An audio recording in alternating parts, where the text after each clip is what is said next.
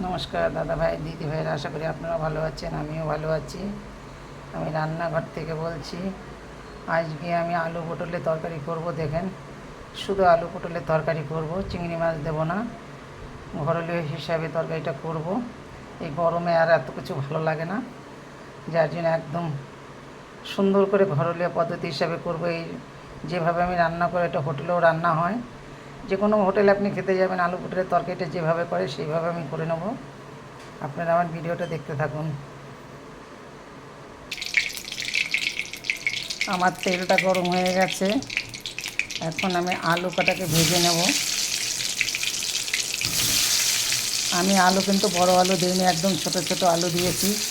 কেননা ছোটো আলু, কেন আমার জমিরই আলু, যার জন্য এখন বড় আলুটা খাবো, ছোটো আলুটা কে খাবে, যার জন্য আমি ছোটো আলু দিয়েই এটাকে রান্না করে নেব।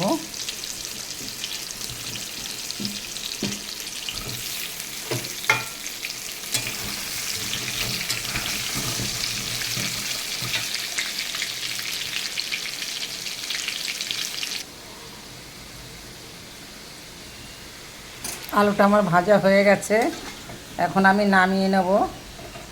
আমি সেরকম করে ভাজি নিয়ে লাল লাল করে ভেজে নিয়েছি। এখন আমি আলু কটাকে নামিয়ে নেব। এখন আমি পটলটাকে, তেল গরম হয়ে গেছে, আমি পটলটা কিন্তু দিয়ে দিয়েছি। এখন পটলটা আমি আলুটার মতন করে ভেজে নেব। আমি সব আলাদা করে ভেজে নিচ্ছি। এখন কিন্তু দেখেন আমার পটলটা কিন্তু ভাজা হয়ে গেছে, এখন আমি নামিয়ে নেব। পটল যদি এরকম করে না ভাজা যায় তাহলে কিন্তু রান্না করতে জল কষা হয়ে যায়।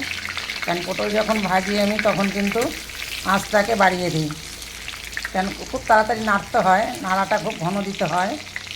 কেন আঁচটাকে বাড়িয়ে দিলে পটল হচ্ছে জল, ভিতরে প্রচণ্ড জল থাকে, যার জন্য আঁচটা বাড়িয়ে দিয়ে পটলটা খুব ঘন ঘন নাড়া দিয়ে এটাকে ভেজে নিতে হয়। এখন আমি লাল লাল করে পটলটা ভেজে নিয়েছি। এই পটল যদি ঠিক মতো ভাজা না যায় তাহলে কি হয়, পটল একদম সাদা দেখা যায়, ভালো লাগে না দেখতে। আমি পটলটা, আলুটাকে আমি কেটে ধুয়ে, পরিষ্কার করে ধুয়ে একটু হলুদ মেখে 10 মিনিট মতো রেখে দিয়েছি, কিন্তু আমি লবণ দিইনি।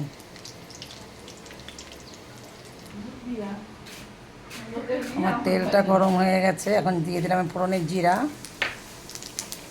এবার ফোড়নে দিয়ে দিলাম আমি 2টো তেজপাতা,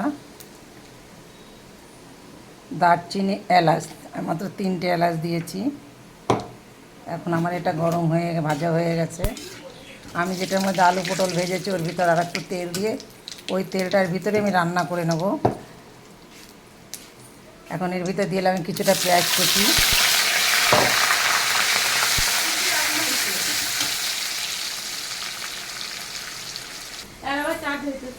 আমার পেঁয়াজটা ভাজা হয়ে গেছে, আমি এখন ভিতরে দিয়ে দেবো টমেটো কুচি।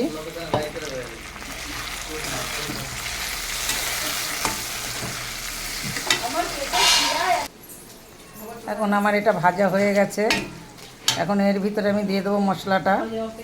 এর ভিতরে আছে 4টে কাঁচা লঙ্কা, আদা, রসুন। এখন আমি একবারে দিয়ে দিলাম, এটা ভালো করে এখন আমি কষিয়ে নেব। আঁচটা এখন এটাকে আমি কষিয়ে নেব। আমার মশলাটা ভাজা হয়ে গেছে, ভিতরে আমি দিয়ে 1 চামচ লঙ্কা, আর চামচ হচ্ছে কাশ্মীরি লঙ্কা গুঁড়া। এটার ভিতরে আমি দিয়ে দেবো কিছুটা চিনি, 1 চামচ মতো দিয়ে দেবো, কিছুটা রঙের হলুদ।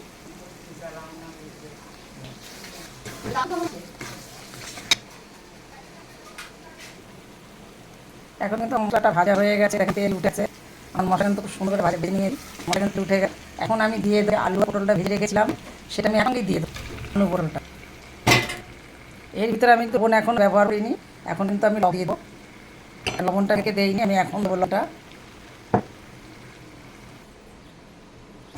আমার ওটা ভাজা হয়ে গেছিলো, আমি কিন্তু জল দিয়ে দিয়েছি।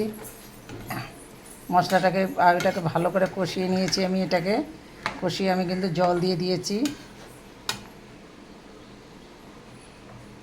এখন এরপরে আমি দিয়ে দেবো কিছুটা ধনিয়া, জিরা, এর ভিতরে আছে তেজপাতা।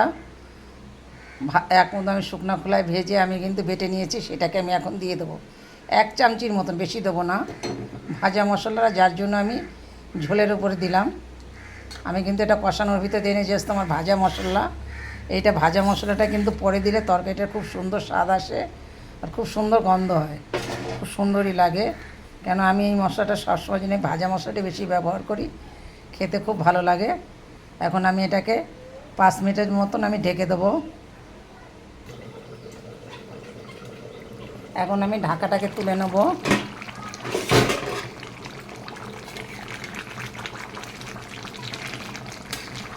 দেখুন আমার তরকারিটা কিন্তু প্রায় হয়ে গেছে, একদম আঠেরো সব গলে গেছে। এরপরে দিয়ে দেবো আমি 4 চামচি 1 চামচি গরম মশলা।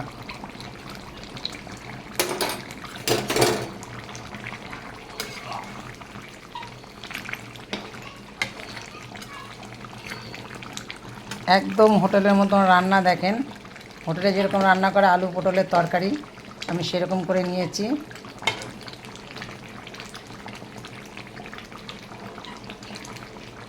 এখন আর মিনিট 2 মতন আমি জাল দেবো, জাল দিয়ে তারপর তরকারিটা আমি নামিয়ে নেব।